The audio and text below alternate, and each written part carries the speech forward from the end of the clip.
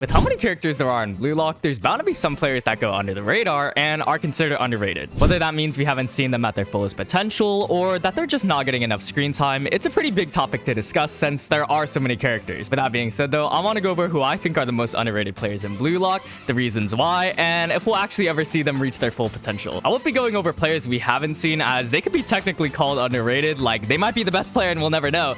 But I'll go over players that we have seen or seen play. Last thing before getting into the video, you guys have been absolutely killing it with the support, and I'd love if we're able to keep that up.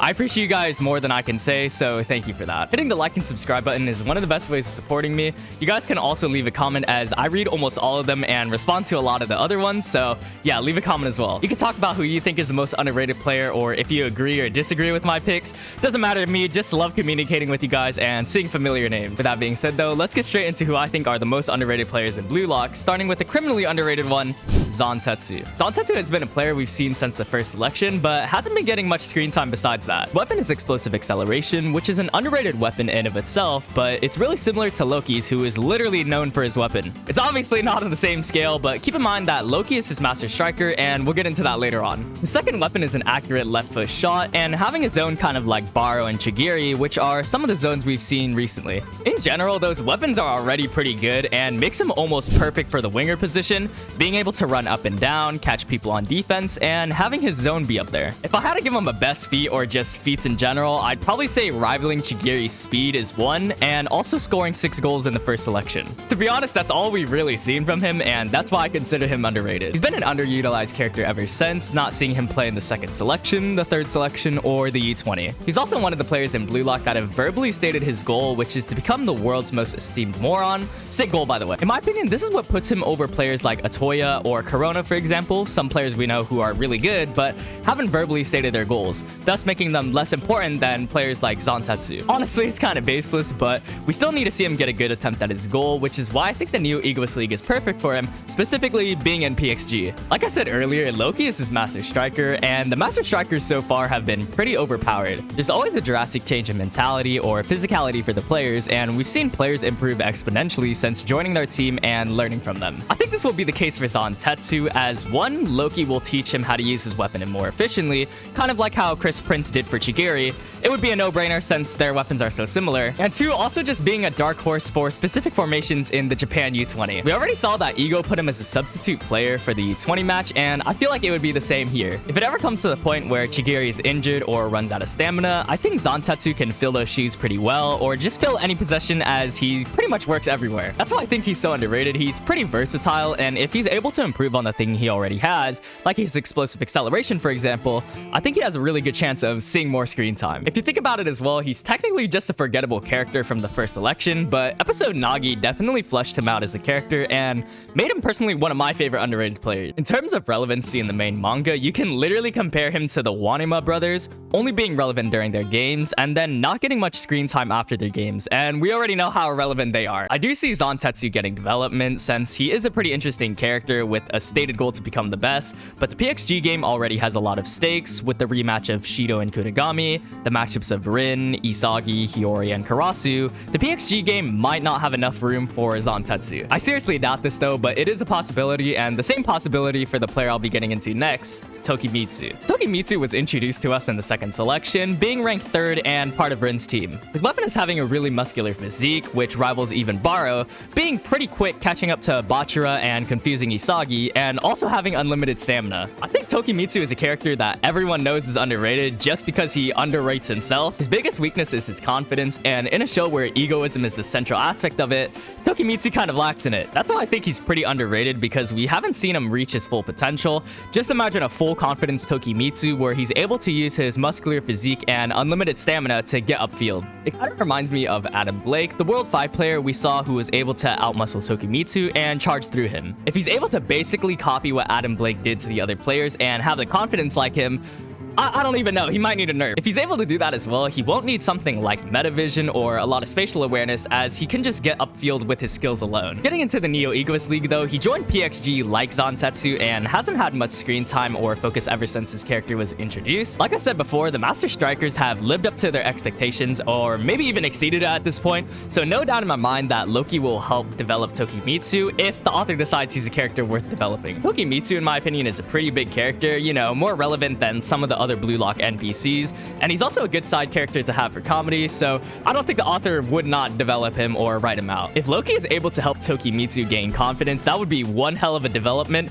but I think it's part of his character to be unconfident. Then again, we did have that whole 360 with Kunigami, so it's not impossible. A confident Tokimitsu is one of the biggest what-ifs in the BLUELOCK community, and I might actually make another video since it is a pretty interesting topic. I don't think I could go through all of it right now, but I did touch on it with the Adam Blake stuff. Pretty much he can use his skills and abilities to get by, as he doesn't need IQ or smart plays to get through somewhere. Tokimitsu, in my opinion, is definitely an underrated character, but will he get the development he needs?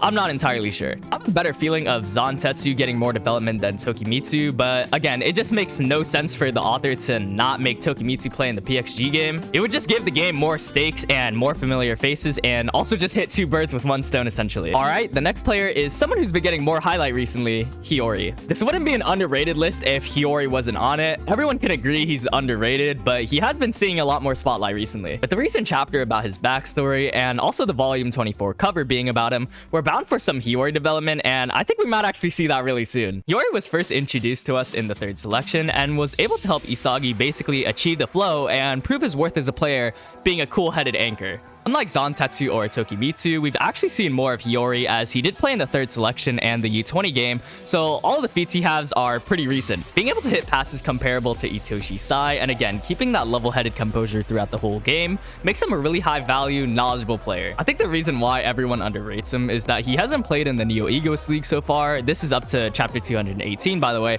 and is kind of a background character when compared to characters like Kunigami, Shido, or Rin. Again, he has been kind of getting a lot more spotlight recently, and everyone is calling him an underrated player, so I guess it's a good spotlight. Since he is on Bastard Munin, he has Noah's coaching, which is to be more individualistic, and I think Hiori kind of needs that. Hiori doesn't really know his ego and actually has no passion for soccer in general, so I think him finding his ego would be perfect development for him, even just a buff to put him in contention for the Japan U20 team. Even if it isn't being individualistic, as stated by him, scoring isn't the only way to show your ego.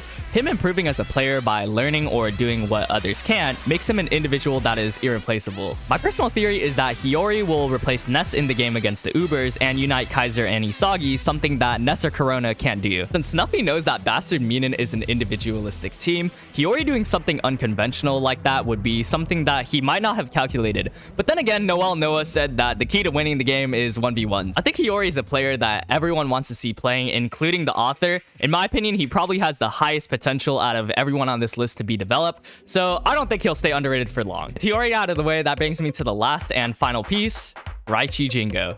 This is probably the most controversial pick and probably the one with the least amount of evidence, but I think that Raichi is an underrated character that will still be prominent later on in the Japan U20. He's part of Team Z, and I think that in general just gives him some plot armor. I mean, look at Kunigami, for example.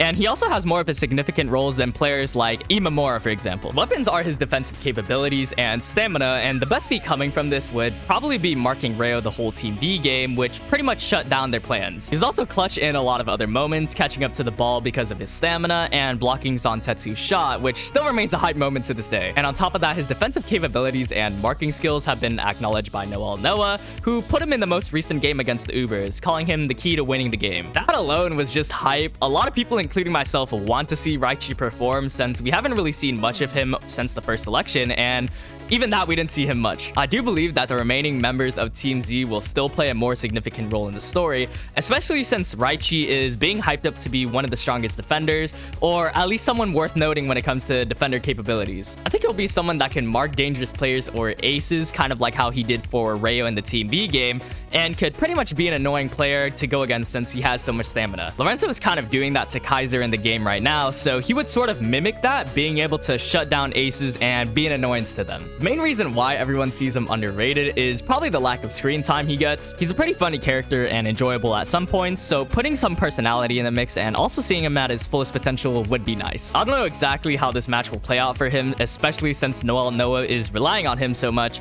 but I do see him proving his worth in this match, and I hope we definitely see more of him in the future. Zantetsu, Tokimitsu, Hiori, and Raichi, in my opinion, are the most underrated players in BLUELOCK. If I had to give one definitive answer though, it would probably be Zantetsu, just because of how much potential he has with his weapons and also training with Loki. Loki is straight up the perfect master for him. I think we'll definitely see a lot more of these players in the future, and they'll be able to prove themselves in many different situations. With that being said though, my name's Hiryo. If you enjoyed the video, please leave a like, comment down below who you think is the most underrated player or if I missed anyone, and hit the subscribe button because you don't want to miss the next few videos. Thanks for watching, and I'll see you guys in the next one.